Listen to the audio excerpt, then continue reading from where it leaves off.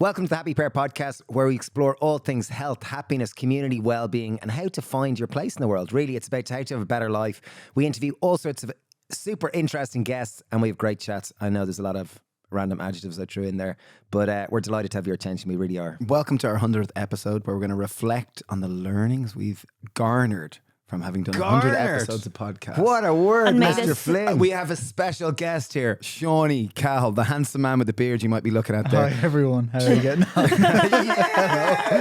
Can't wait to edit this one back. So there's Sarah, Shawnee, Steve, and Dave here. So there's the four of us. And what makes us worthy of having a podcast show like this? Well, We've got the equipment. no, but We've got Shawnee. but it's consistency. I think consistency is an underrated journey through the process of producing good art. Not to say this is art, but there's an artistic element to question society. And I think we're only as good as our system that supports us, because it's easy to have some good episodes, but the challenge is to stick with it, to where you kind of learn and kind of, you know, get some degree of mastery of the art. And I think the system is Sean, Sarah, me and Dave. Yeah, I think today is probably a celebration of the podcast. Me and Steve tend to be the ones behind the microphones. Well, we kind of are most of the time. And Sarah is some of the time, and Sean never is. But well, this is sometimes really you can hear him the laughing in the background. Yeah. Yeah, you hear him snuffling or, you know, rustling around in the background. Quick with a joke. Yeah, quick with a joke. Yeah, there you go. Yeah, but ages ago we were talking about, you know, you guys and your backstory and how you ended up in this space, and it's in your nature to be very curious and talking to an eclectic group of people, or people, whether it be, you know, the latest expert on, you know, whatever, versus like something quite undertone and strange that nobody's come across. And then, you know, you just follow your curiosities. So we kind of look at this podcast as kind of making it so that everyone else can be part of your... Well, I think the thing is that, like, my realizations after 100 episodes is, like, sometimes maybe as a younger version of me, I would have thought, they've got life sorted. That person understands it. They've just nailed it, you know. And I guess through these 100 episodes, you interview people who you greatly admire. You really, really do. And then you realize they're flawed humans fumbling along just like you. Now, their expertise in certain fields, but no one has the full deck. Everyone's got, you know, some have better hands than others, but no one's given the full deck. So you interview them to find out that they're just human. I think you have a conversation with them, and through the process you realize their expertise, and you kind of go, wow, that's amazing. And also you realize they're human, and the very nature of human is that we're flawed. We're all doing our best. We're trying to understand this beautiful dance is life and to find our place in it so that we can add as much value as possible. And that's been maybe one of the nicest learnings from it, because these really world acclaimed people in many different fields, and you kind of go that they're really just like everyone else. They're just the same. And I know what I'm saying now, you might go, well, of course they are.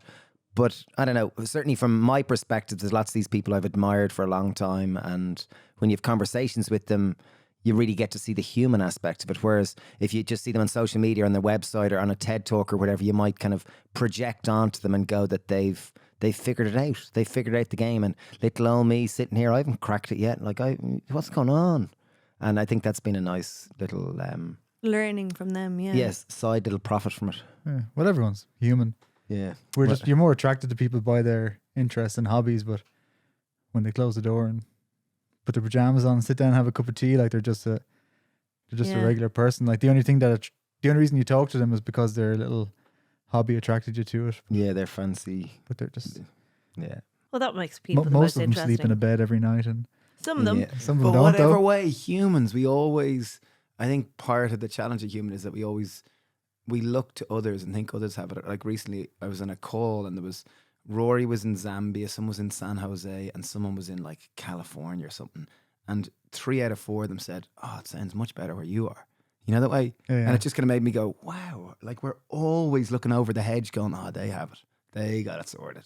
If only I was more like them. Yeah, and maybe part of the experience of this podcast for me is that kind of realizing, well, you know, none of us have it. And that's kind of, there's something very freeing in that, realizing that, okay, well, you know, we're all down here fumbling around in the dirt, you know, trying to have the best experience that we can while we're alive. And Yeah. And lots of there's lots of the quintessential things like, oh, money doesn't make you happy or success, these type of things. And when you've interviewed people and had these conversations with people and realized that, okay, yeah, it really is, there's some key components that make up a happy life. And those are the bits which I'm more interested in, the happiness and the health and well-being aspect of it, rather than the how to be the best entrepreneur ever, or how to end up on a New York Times bestseller. What I think as well is like how many people there are looking for happiness or what it means, and coming at it and health as well from different angles.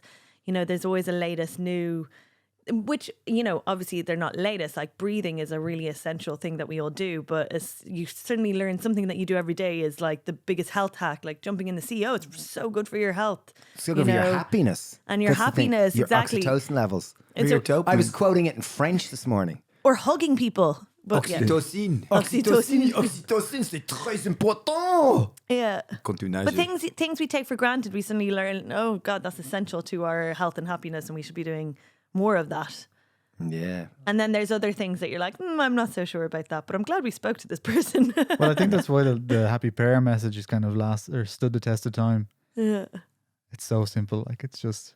And it's like, you can't knock it. Like, there's no angle you can approach your message and be like, no, they're wrong. That's not going to be in fashion in 5 years' time. The eat more veg message. Yeah. Yeah, it's kind of easy one. But it's essential. Yeah.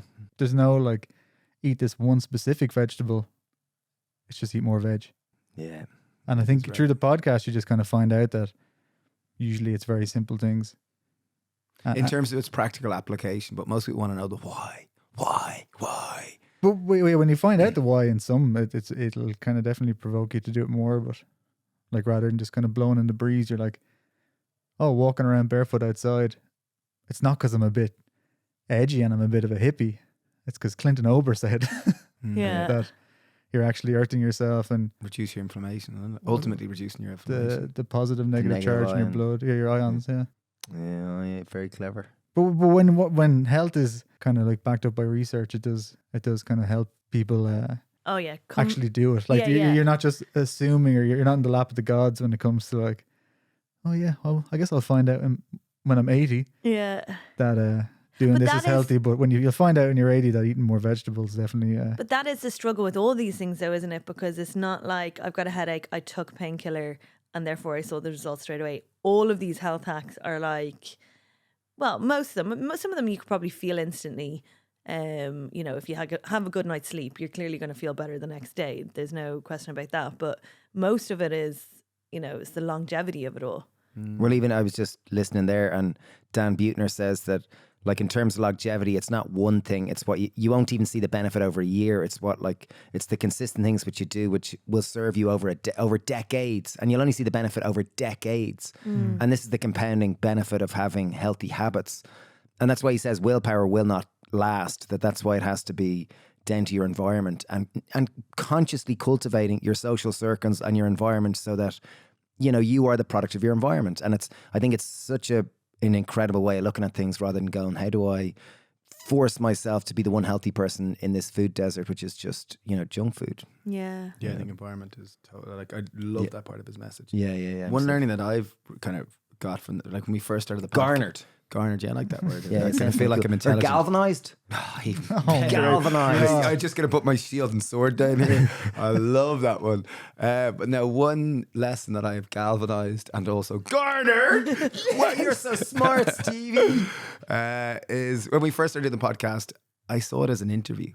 And then it was only through, I think it was Sean and Sarah were kind of saying the importance of it's a conversation. It's like, it's about the exchange. It's not just this 10 questions and thanks, I have no more questions. It's not an interrogation. No, it's two humans or three humans, and it's about the connection and the interplay between the two, and it's about that presence, because like, and I find it to be a delicate balance between like doing my homework and also not doing my homework too much, so that I'm fully present with the person. Like, I know Rich Roll, a friend of ours, could do like 8-9 hours prep for a guest. About 5.5 hours he does. Yeah, recently I heard him say 8 to 9 anyway, but like sometimes I could do 3 hours or even 5 hours, and sometimes I'll do like 10 minutes.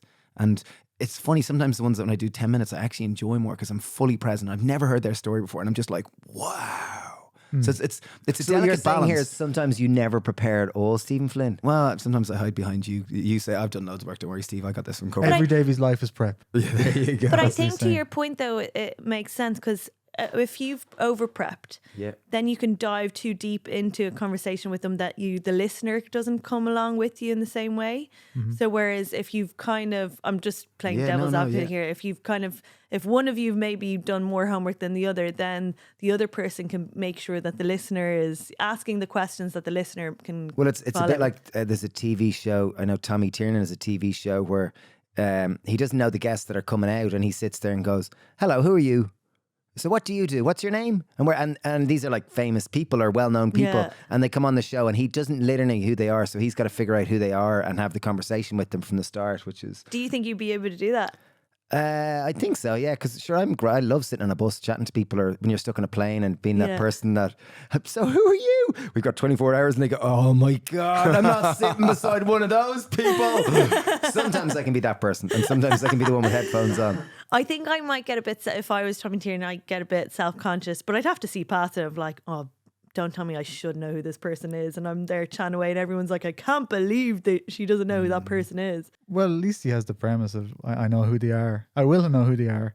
Yeah, by the end of it. 40 minutes And from I'll now, dig in however and long I'll it's find put down. something raw and gritty and dig in there. Yeah, and Yeah, I think there's the fine balance of it. But then sometimes, like, it is really important to know, and I guess that's the nature of having two of us, that one of us can do their homework, and the Yeah, other one because you can't. don't So want maybe. to. Yeah, you don't. It's embarrassing or offensive to the guest if you don't know a little bit at least.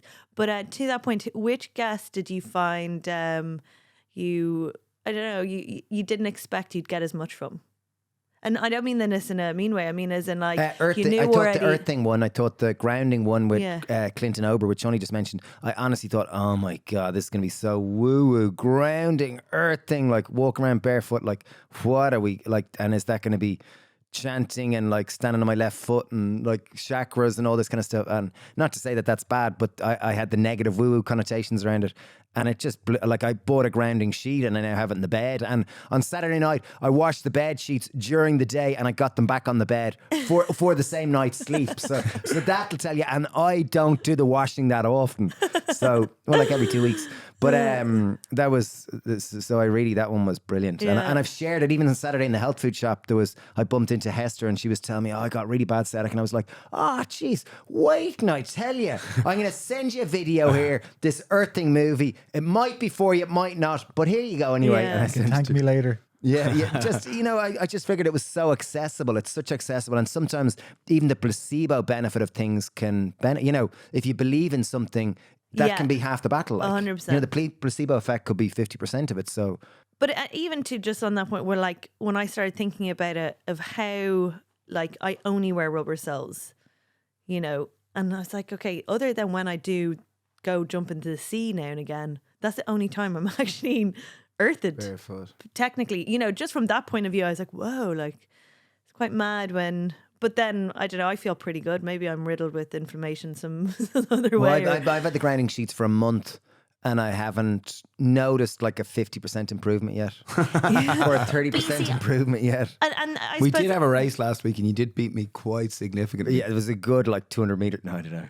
But a lot of these things is also, it's like we're none of us are exactly equal, and some of us can live in an environment that needs more grounding than others, and then would find a significant difference in that, I assume, than others. In the same way that you guys are hugging and chatting to people all the time, so you getting loads of oxytocin and all the positives from that, versus someone who hasn't done it, like, or is living much more isolated and suddenly does it might cure some sort of fever they had because it's such a surge of positive energy they suddenly And have. I definitely noticed that in terms of superfoods that, like, we eat really well, like really do. Yeah. And then someone will go, oh, this incredible, amazing superfood. Just take this and you're going to feel like 50% better. And then you take it and it's like, no, I didn't notice anything really, because there's just, my diet's pretty optimized. Like it ain't going to I went through. There's not going to be that much that's going to tip it over. Like I've got the old 80-20 rule going there. I went through that stage, remember, of where I used to have my green smoothie every time. It was green smoothie, meaning literally sludge like, water. Yeah, not the good greens. I am going to put everything healthy that I can into this one smoothie. And I was like, and someone had told me, like, don't have too much fruit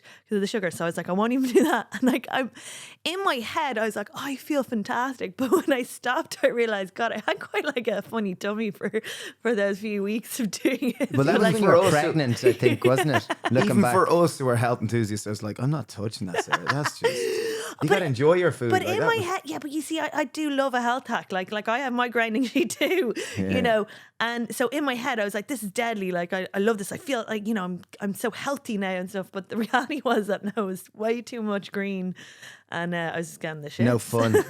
No fun. Shawnee, what one surprised you? Whatever, like, because you're one that kind of hears them all and some of them catch your attention more than others. I think Joanne Heston was maybe it was because she was in person and left a better impression, and we did the workshop after. Yeah. But kind of everything she said, it was. So what did she say? Give us a little for anyone who didn't listen to it. So she started a company called Lift, which is Leading Ireland's Future Together. Oh, well done. Yeah, I got it. And she designed Program. a It's a program that would help people become better leaders in companies and kind of have better integrity and increase the 8 kind of vital skills to be a good leader. Very good. And I don't know, when you listen back to it, it's not even just in business. It's just in life as well. She said a leader is someone with influence, and you can have bad influence or good influence on people, and kind of if you're not leading them, someone else is going to lead them down the Also, wrong road. the unassuming leader in the room,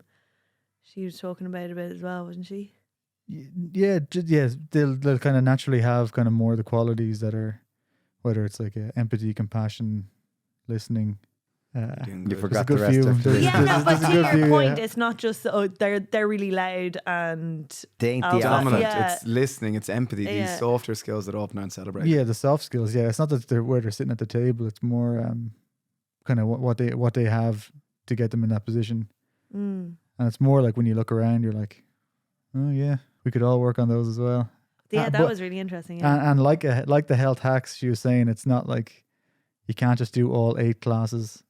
You have to do kind of 1 hour a week, Yeah. and you have to keep going. It's like the gym. You can't just do 12 hours, and that's the same as 12 1 hours. And You just show up every day. yeah, and it's more putting it into practice every day. Because even when I was like researching the podcasts I liked, I was like, Jesus, I listen to loads of podcasts, and they're all great, and they all benefit me so much. But then I just forget about them. And nearly listening to the podcast makes me feel better than anything I learned on the podcast. 100%. And yeah. it's like having a pet. Like you just have to constantly feed it. And she was just talking about skills, like the soft skills that you need just to get through life, not even through work, are something that you constantly need to nurture. And I was like, I exercise every day, but I definitely don't exercise my Listening. skills. or any of them. Well, maybe I do, but not actively. Yeah, it just happens in the And it's not even listening; it's hearing and understanding was the big listening one. yeah. And you're like, oh yeah, you're not just waiting to say your thing. You're like, I'm going to listen here till this person shuts up, and then I'm going to tell them something. It's going to blow their mind, and they won't be listening to me because they're going to want to say their thing. And now we're here. Shawnee, and would you reckon, like, because you said that thing like at exercise, do you think we find it harder to continually repeat to do things that requires us to think about it versus just physically do it? Oh, for me, it's like out of sight, out of mind. Yeah. I need post-it notes on the wall. Yeah. Just being like even for work things, I have my like extra monitor for my computer, and I just have a line of post-it notes with everything I need to do. That's how you get through it. Yeah, even like how to feel about things. Like, suck it up. It's not that hard. It's half an hour.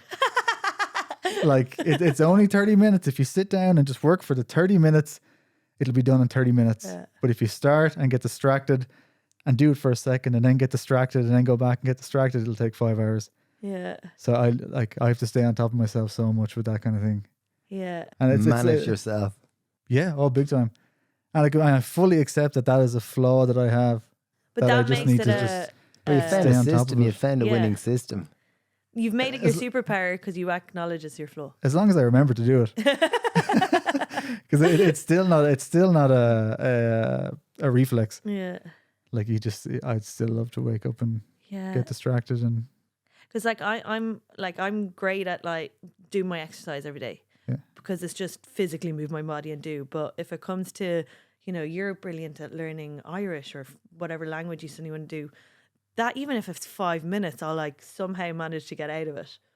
Whereas if you tell me, let's go for a run, I'm like, definitely go for my run. I think it's just the habit. Like it's just literally getting it going.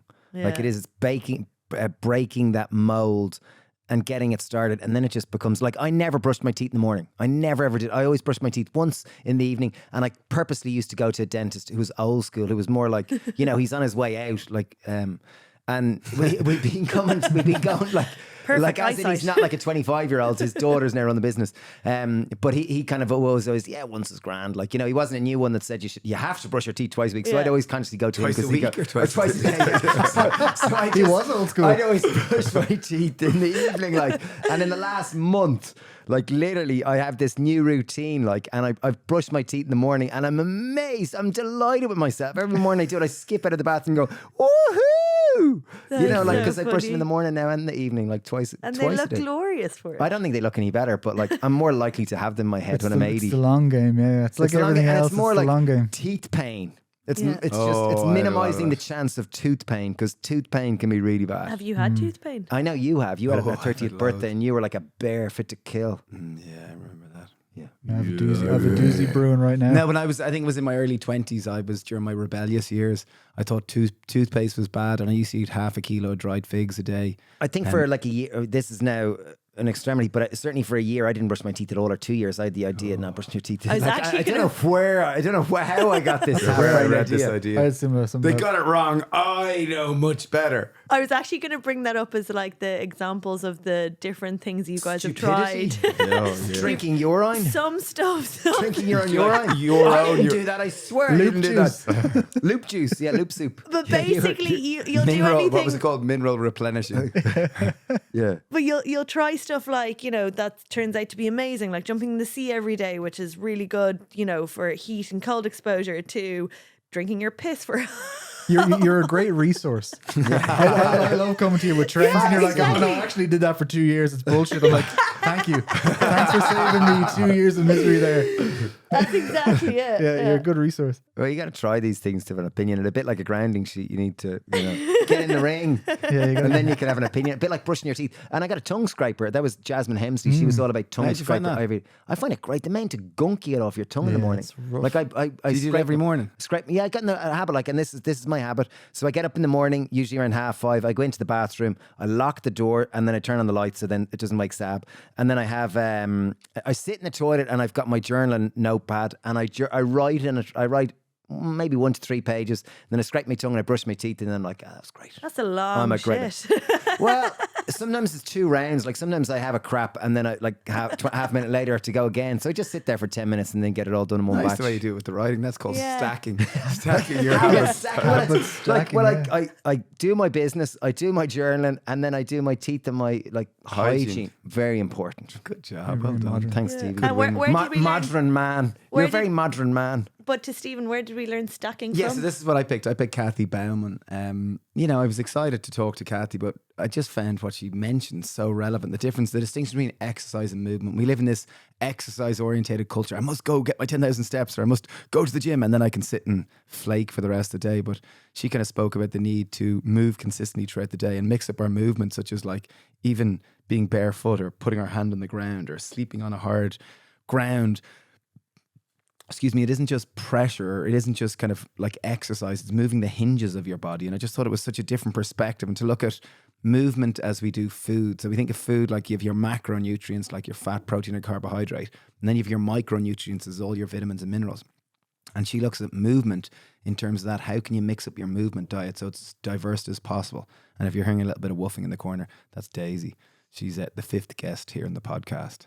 But I just thought it was fascinating. That was game changing for me. And she spoke about the need to, not the need, but many people hear this and go, oh my God, how can I fit more movement in my day and my gratitude journals and fucking tongue scraping and brushing my teeth in the morning and meditating and earthing sheets and fucking leadership courses. What am I going to do? Oh my God, fuck it. I'm just going having a drink. But she talks about the importance of habit stacking. So instead of just doing transport, like as in bringing your children to school or walking yourself to school, whatever it might be, try to do that and maybe carry something heavy so you're exercising too in the process. Maybe listen to a podcast while you're doing it. The more you can stack things, the more you can get kind of 3 functions happening at the same time. And I thought that was pretty cool. Yeah, like instead of turning the heating on, like chop firewood while listening to podcast, while balancing on one toe and being on your grounding and practicing sheet. mindfulness. Yeah, without being facetious, I think it's about finding that balance where it's, you can still be present with what you're doing, but it just means that you're doing a few things. Like instead of meeting friends and sit and have a coffee, meet friends and maybe go for a walk. Yeah. She'd often go down, she said she'd bake a big pot of soup and meet her friends in the park and they'd play football or frisbee or something.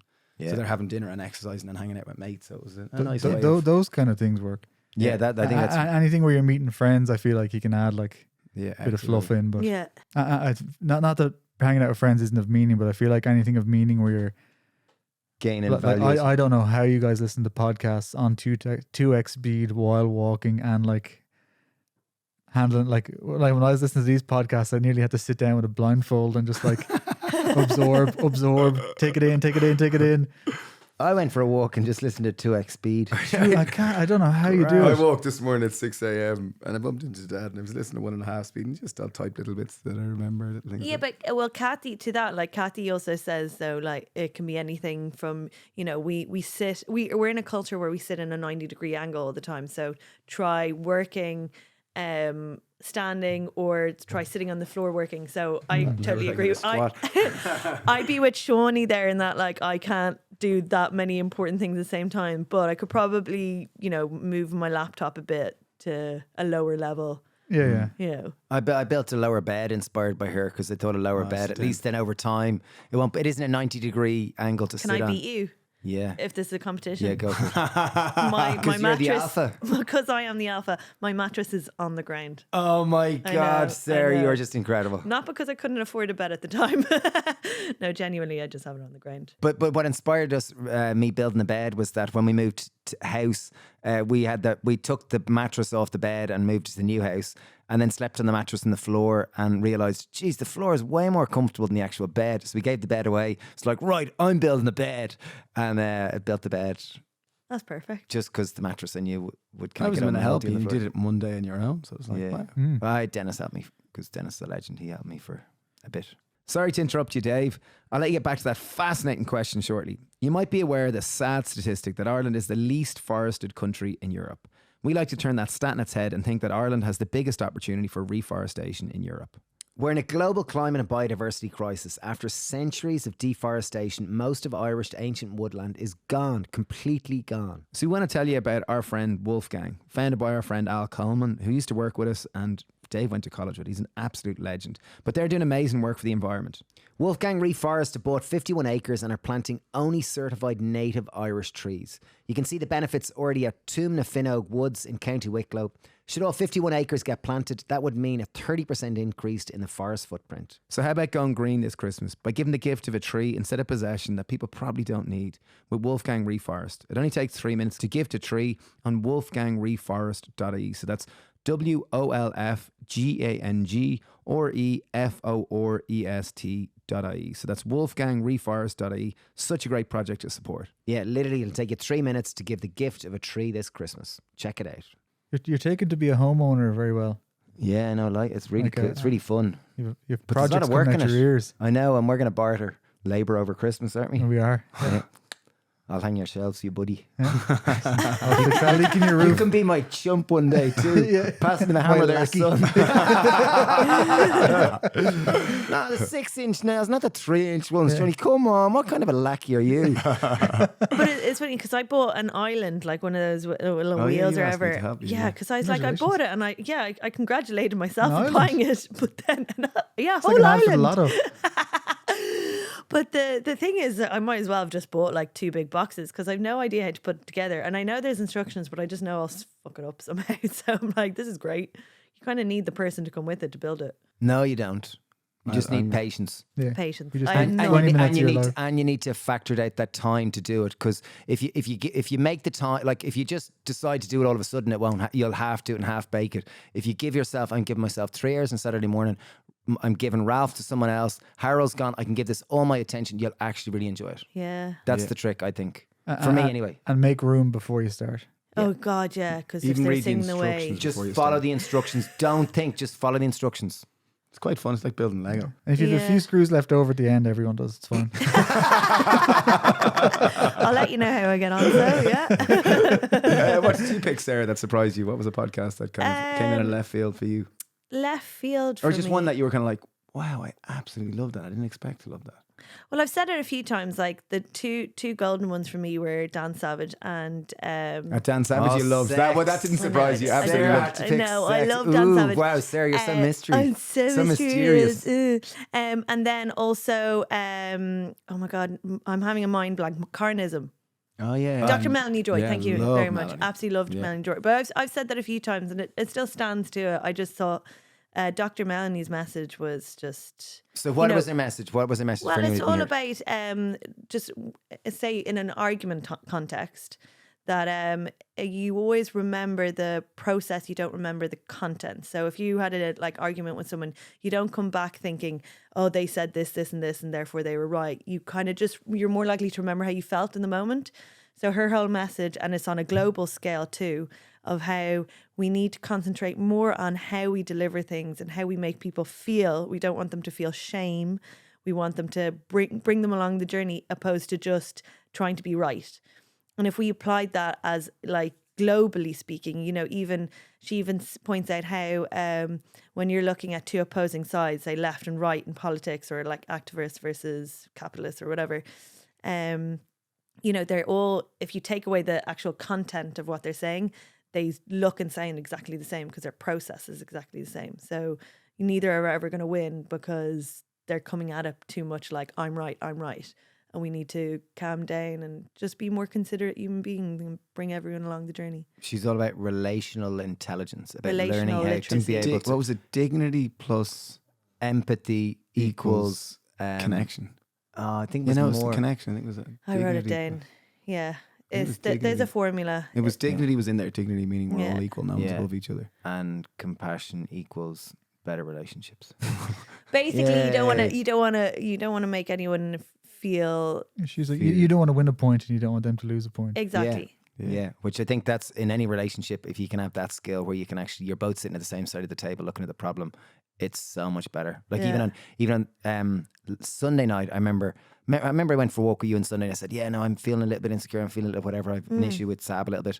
And then you were saying, well, how do you deal with it? How do you have, arguments or debates or whatever? And I said, no, we're really our relationship's pretty amazing. Like we don't really have arguments. Like we can both, no one will blow up on the other one. We can communicate.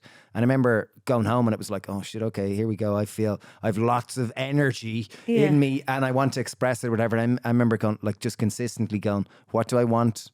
What do I want? What do I want? I don't what is the want underneath the kind of poor me? Yeah. And then realizing, well, I want to feel connected. I want to feel safe and I want to feel, loved or whatever. And that's what I want. And my strategy is typically to go, I'm going now, you don't love me enough. I'm going running away. You're such a meanie. Blah, blah, blah. And it's kind of going, well, I want these things. So I've got to change my strategy and kind of go, well, How can I say it in a just way? no, actually just say it and say, I Yeah. feel sensitive and tender. Will you be a little bit sensitive to me and be really kind to me because I feel like I need a bit more love? And I I said that and I was like, geez, I actually said what I wanted instead of kind of going off on a little bit of a huff and then realizing what I wanted, Yeah.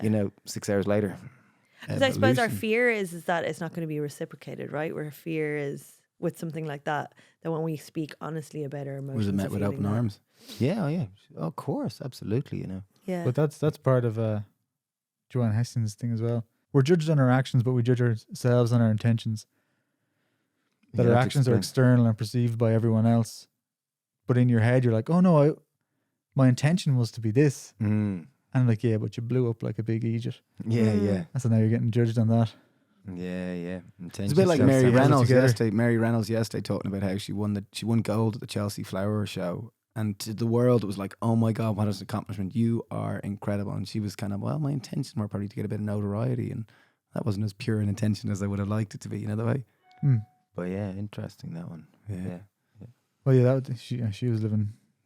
She's had 2 lives, or Yeah. many lives. Yeah. Yeah. That was an episode which hasn't come out yet, but it's definitely a one good of my favorite. one. Listen out That's for it. one of my favorite. But ones. there are people who, you know, we kind of take home that you learn from. But is there any ones that you would be like, I want to go and visit? Dan Buettner. And he was the one who I picked and I listened to as well. He's someone who I'd love to go play pickleball with. And he's someone who we consistently quote time and time again, like the Blue Zones. That's Dan Buettner. He's the guy who kind of discovered the Blue Zones with National Geographic. And I just I admire his approach so much in terms of environmental design rather than basic behavior change. And he talks about nowadays that like we live in an obesogenic environment where, you know, it's so much easier to sit than it is to move. It's so much easier to make poor food choices than healthy food choices. And we all just become the product of our environment. And he's all about consciously cultivate your environment to set it up where the healthy choice is the easy choice. And I think that's just so much more sustainable over the decades of our lives. I feel like you guys definitely have done that. You made a veg shop so that you could eat veg all the time. Well, I even think of like look, you know, I hang around with you two, and like you two don't drink, eat loads of vegetables, and you love to move. Like when we hang out, we all do stuff. Like we run or we swim or we do things, and it's, you know, we bring out the best in one another, which I think is really important. You know, we don't, whereas when I think back when we were 20s, we had lovely, wonderful friends. But we'd kind of stand around and drink pints and call one another all sorts of names, which wasn't as healthy as this happens. Different version of health. Different version of health. You You know, it was at that stage it felt healthy when we were 20 years old or 19 years old, whereas, you know, now. Which makes you think, like, you know, how school system is and how, you know, we're brought up to, what is it, monoculture of we're just all in the same age. Same age, same Peer curriculum, same structure, same peer group. So our role models, like you're 16, full of insecurities when the world is new, exciting. There's so much going on. You've testosterone, estrogen, whatever surging through you, and then your role model is someone else going through the exact same thing with just as many, you know, issues going on, and that's what we have as our schooling system, which is we've seen time and time again when people would come in at 16-year-olds to kind of work experience or to start working in the shop, and for the first week they'd kind of be humpy and grumpy and a bit 16-year-oldy, but then they'd realize that didn't really work, and if they were to, you know, form connections and to integrate into the workplace, they had to make friends with other people. And this humpiness, there was no resistance from it. They had to actually evolve. And you'd see quickly over the first kind of 2-3 weeks, it's suddenly like, oh, you're a bit of a different person the way you're interacting here. Yeah. And it's really nice to see because they're hanging out with adults and being treated like an adult as opposed to being treated like a And it's almost humpy like watching teenager. a flower blooming. Like it Yeah. really is. It's like, oh my goodness, this blooming into like it's a beautiful thing to observe. Well, you can just be yourself in a whole different way in that environment. I feel if we lived in a world that was far more integrated and we were, you know, that kind of living was encouraged. Personally, I think we'd be, and that's something I learned. You know, we spoke about that before, and then we listened when we did our community series with Helena Nurburg Hodge. She spoke a lot about that. Having friends at different ages. Like I see it. May's now 12, and I always love the way she'll treat me a bit like her dad and tell me certain things. Yeah. But then when I see her with you or with Lucy, that she'll just chat away and tell them the Shiv there as well. There'll be a whole other, just bring out a different side, and I'm like, thank God she's got the role Ned models. and Shiv is the most beautiful relationship. Ned's 6 and his best mate is Shiv, and Shiv's 60 something. Shiv's 60 something, maybe 62. And he goes for sleepovers. Good Shiv's save their best mates. Yeah, sorry. I love you, Shiv. Shiv is 32. Yeah, exactly. It is funny to see that your 6-year-old son driving around town with his best friend And in her convertible. Oh, and literally, but like literally, like he goes for a sleepover with Shiv, and you won't see him for it could be 2 days. He could have sleepover 2 nights in a row, and you go to the cafe, go over to Happy Pear, and he's sitting there, and it's like, "Hi, Ned. Hi, Dad." And that's it. He doesn't want to hang out with you. You're like, Ned, you're 6. I'm your dad. Like, gas. Yeah, he's happy out. Yeah. Could you ever, in that kind of context, feel a bit like, I don't know, jealous? You're also delighted with a bit of freedom too. Yeah. And you know you'll have them tomorrow night, you know, or tomorrow maybe around, you know, maybe in the moment possibly, but also I guess. Sure, you'd love a 2-day long sleepover with just Ned. yeah, absolutely, yeah. Not that too much, but yeah, what fun. Yeah, What joy. And I think that is, like, you're 10 years younger than us, aren't you? Yep. Yeah, I think it's 11 years at the moment. As of yesterday. Yeah, I'm currently 10 years younger than you. Yeah, There you go. You used to help them lower us. yeah, Make you're, us more socially relevant. I'm your number backwards now. You're 43, I'm 34. Oh, well, look at that Magical. numerology. Someone in numerology could tell us some stuff about that. Yeah. But in terms of the person to visit, Dan Buettner, I think he lives in Miami at the moment. So if the world wants to culminate this year and if it wants to manifest us a trip to Miami to go hang out with Dan Buettner, that'd be cool. And play pickleball with him. Yeah. I think leave it for the year after. Whenever. I'm not in any rush. I'm not mad on visiting Miami as a whole, but Dan Buettner would be cool because I'm like, expecting that the four of us go together, right? Of We course, go to our yes, imaginary, of course, yeah. to play pickleball. Yeah. In this magical universe. Any other final learnings while we land this ship? Any other big learnings? Okay, let's finish with one final learning on a personal note for the podcast. Doesn't even need to be about guest or just the podcast. Okay, well, the things which I actually applied to my life. I bought a grounding sheet. I think that was really cool. I bought tape to tape my mouth shut for the last 2 years. I quite admire that you stopped taping it. Yeah, well, I learned to sleep my side, which has taken me a year and a half because I used to always sleep my front. Me and Steve, like, it's hilarious. Like, we're mirror twins. And I remember we went to stay in a friend's in Iceland. And we both sleep the exact same way, like the exact same way, on the exact same side, curled up with the same blanket on the opposite side. And it's like, oh my God. Because we obviously haven't shared a bed for 20 years or whatever. Yeah. You know, so I hadn't seen that. But then since the breathing, like James Nestor and Patrick McKeown, they talked about the importance of breathing through your nose rather than through your mouth. And I realised when I sleep in my front, I'm much more likely to breathe in through my mouth. And it's not as beneficial for your heart rate and all sorts of health markers. So I got tape to tape my mouth, just zinc oxide tape, and I tape my mouth shut like a hostage every night.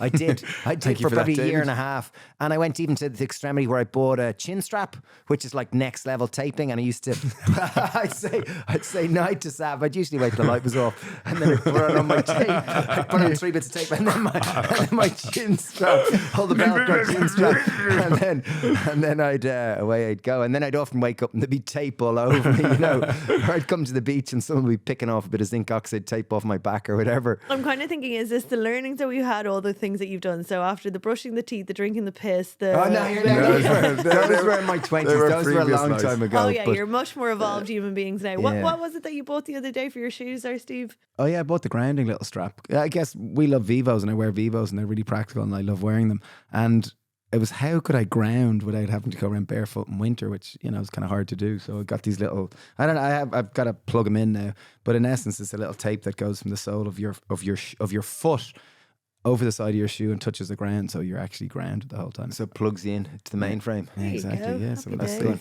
But it definitely so breathing and grounding things, those were two things which were easy to apply.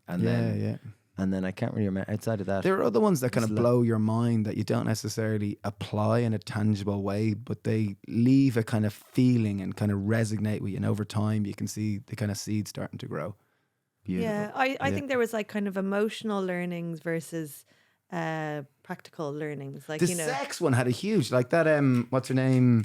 Erica Lust. Like that one and that whole relationship with porn and like leaning into the uncomfort. I remember when you suggested we're going to do a series on sex, I was like, oh shit, this is like publicly talking about sex. Went to an all boys school, grew up in Catholic Ireland. There's a lot of shame around sex. I am nervous. And I remember before doing that podcast with Erica Lust on porn and like growing up as a 16-year-old boy, seeing a porn mag and like just, I was nervous. I was really nervous. And doing it was incredible. And to see how incredibly articulate, how intelligent, how she talked about a topic that was so important to discuss and so important because I think it's almost like 1 in 2 searches on the internet are for porn. So it's so pervasive in it's the shadow side of our society and shadow side of the internet. And I think the more we can have a more conscientious relationship towards it and move more either towards ethical sources or else actually to try to have real life physical relationships. But even from without that kind of practical bits of porn, like, and finding more ethical porn, I just find through that series of doing sex, I'm much more comfortable at talking about sex. I can sit and have a good chat about sex with my mom. And I don't feel weird or don't feel guilty. I can sit at the table of most people and talk about porn and about sex and these things, even with my daughters. And it's just like talking about anything. And I think that's my own personal relationship about sex. You realize how it's something that is so often put in the shadow side. Maybe it's more like people talk about it more, but even talking about threesomes and open relationships and all the various aspects of how people are getting their pleasure and finding their needs met. And I think it's it's wonderful to be able to talk about these things. But even the breakdown of it as an industry, and consent and forms, and there's meetings, and Oh yeah, there's an actual conversation happens For before the porn. camera's even turned on in Yeah. the porn industry. But people just choose to forget that. Yeah. When they watch it, they're just like, "Yep, this is just how it is. well, This that's is how my life's Erica. going to be now. I don't have to Yeah. I don't have to answer to anyone." but But that was also Erica Lust porn, right? But it's not all porn is like that, is it? don't know. No, just talking that off camera, you know, there'll be a What, she was discussion talking between about- two agents. They'll make a contract. Yeah. They'll agree what's happening beforehand. They'll discuss it. They'll probably lube up. It's all very planned, Yeah. considered lighting versus like it's No, but so I think far from people take it for face value that Yeah. they that just literally showed up to that the scene. he and was in just, cleaning like, the kitchen and she walked in and jumped on him because that's the way real life is. Yeah. Whereas I think Dan Savage, who you love, his quote is, "I think porn is to sex as what a Tuesday morning is to an action movie." And that's the quote which I'm going to say to my daughters. It's like, porn is not real. It's No. complete. It's like a Walt Disney movie. Anyway, so Any final comments, Sean Cahill, from the man behind the desk? No, you're doing great. Thanks. Thanks to another 100 episodes. we are doing great, Shawnee. We are doing great. Yeah. Yeah. I'd love to show you a curveball maybe in the future. See how your interviewing skills are. Or conversational your skills? conversational skills. Well, it's journalism and conversation. Yeah, Like, you're yeah, there it's- to extract information, but Yeah, it's a delicate balance. Yeah, because sometimes you find with the guests, like you want to steer them down the road to get a certain, you know, that a bit like from the journalist point of view, you know, this is the main bit of the message and you want to get that bit and then move it on. And then sometimes you've got to dance around it to get that. And Yeah. sometimes you got to be present with what's happening in the interplay between the two. and you kind of want a bit of an exclusive in each one as well. Yeah, yeah. Like you want to make them comfortable enough that you can get. What they had for breakfast. I don't cares about that. Yeah. Just some like even like someone they met on like a school tour that they found interesting that like was nearly the first offshoot of the industry they felt in, or was it a grandparent or like a family member that inspired them to follow the career that path they're they in, have, yeah. to try and break down boundaries enough that you can go into the root of why That they're it's relatable. even doing it rather Even than what Bryan they're doing Adams, it. I learned a lot with the interview we did with Bryan Adams. This is the musician. And I remember at first I did my homework and I was really interested asking about music and talking about music. He did not want to talk about music. And he was delighted to talk about food and just hang out and shoot the breeze. And as soon as we did that, it was like, that was so cool. I really want to hang out with him. He is cool. And maybe one of the learnings that we didn't talk about was there's been a number of guests who we've gone back to and asked, could we just do a second podcast with you? Because the first one we felt we didn't get the best out of it.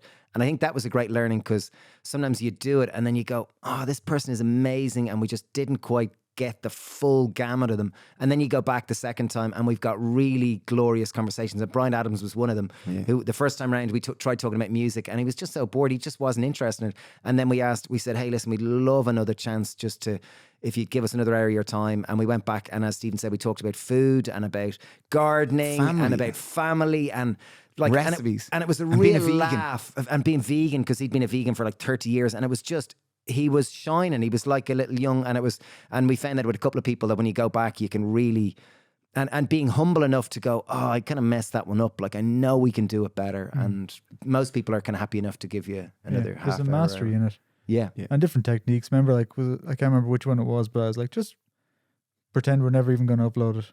Yeah. Yeah. And you were much more. Aubrey de Grey. Yeah, you were It was much brilliant. freer in it. You were, I didn't know anything about him. I didn't know anything, and you said, "Just pretend you're not going to upload it." And then I just went. I was on his heels, and I was so curious, and I was digging in with. I was like a proper journalist. I wasn't trying to make him like us. Yeah. And it was so much more enjoyable. Yeah, so I guess just new skills and new. And they're quite different. Like even lessons. sitting with Melissa Hemsley, like our buddy in London, it was just hanging out. It was like catching up with a mate. It was really, really fun. For us, Yeah, exactly. I don't know what it's like to listen to. Yeah, but I loved it. But it is, because even if you think about like the old school podcasts of like sitting on the bus on the way home from school and you're just listening into someone else's conversation, it's great. I'd love listening into it, or maybe that's just nosy. me. You're nosing in. Yeah, and you learn a lot, like, and then, you know, so this, you know, how I listen to podcasts anyway is stacking, where I'm always like, if I'm walking or I'm getting, if I'm driving somewhere, you know, and to have elements of, sometimes you want the kind of something where you're going to learn something, but when you don't have a pen on you, or like to me and Shawnee's point, you know, it's quite nice when you're having those, oh, I'm learning something, but it's also just a nice conversation that I'm feeling I'm a part of, and I don't feel alone in this moment. I think it's You the know? feeling. Yeah. Because sometimes I listen to, and it can be just a transformation of information or transfer of information, and then other ones leave you with a nice smile. You have this internal smile and a feeling, because you can feel in the conversation there's space, there's presence, there's humor, there's laughter, or there's love or whatever, and it, you can hear it and feel it. One that really ticked that for me was in Andy Catto's kitchen after getting a tour of the farm. Andy, so he's wild farmed. Who he originally started Groove Armada, and we went over, and this gorgeous George met us. George is about 6'5", and he was from can't remember a certain part of London, and George must be in his He's early 40s. Yeah, he's early 40s, and he arrived like 6'5", this big hunk of a man in like a one-piece tracksuit and shiny white seats, and he said, just growing up wherever I did in London, like a good tracksuit and a shiny pair of trainers, I just can't get beyond it. That's success. And he just looked hilarious, and what a hero. And we went and had a tour of the farm, just about regenerative growing of grains to make sourdough, and to hear his story and to sit in the kitchen with the beautiful sunlight, having eaten cherries outside and sunflowers in the kitchen, and eating like sourdough toast. It was just like, this is a moment.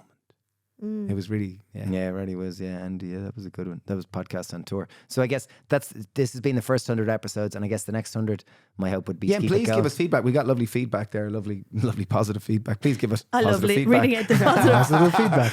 Give us any feedback. We'd be delighted. To summarise what we do, we definitely have both. Like, we have the Zach Bushes, which will be an overload of phenomenal information, to the Melissa Hemleys, which will be a wonderful, lovely chat. Organic conversation. Yeah, and that's the beauty of this podcast, that there's always something you get from it, but it's not, always just the one thing. But I think the most important thing to finish with is just thank you for listening. If you're still here, we really appreciate this medium. Is something that brings us great joy, and we hope it really enriches your life in so many ways. Yeah, it's a wonderful exploration that we have a great laugh with, and we get to hang out with people we love. E.g. Sarah and Sean. It's the last pushback apparently against short-term media as well. Oh, is it? Yeah, well, they say that because it's an hour you listen to, an hour you'll remember it for much longer than the 100 videos you watch that are 30 seconds long. That, like, as far as like retaining information, that podcasts are probably a better way for you to digest. Maybe it's because you're in school for so long and you're used to 1 hour lessons. Yeah. And I also think it's a bit like we become the product of the people we spend time with. And I think also the media you consume and the people, because when you got a podcast, you're kind of hanging out with someone, and you're kind of reinforcing a message that I think there can be an element of it helping to cultivate and, a paradigm of how to interpret the world. Yeah, or just, help cultivate your environment or how you live your life or whatnot. I think it's really good. Yeah. So thanks to you. We really appreciate it. Be part of the revolution and keep listening to our podcast. And make sure short form doesn't take over. We really appreciate And it. if you think you'd make a great guest, Yes, let us know. Or anyone you'd recommend, please. We love. Yeah, we love recommendations, and and sometimes the best ones are people that you've never heard of, and people that just come out of left field. Yeah. So I guess to finish with, thank you to Sean, thank you to Sarah, thank you to you for listening. Thank you to David and Stephen. Yeah. Thanks everyone. With much love. Bye. Bye. Thanks. Bye. Wishing you a wonderful day. Bye. Bye. Now we can have some chocolate.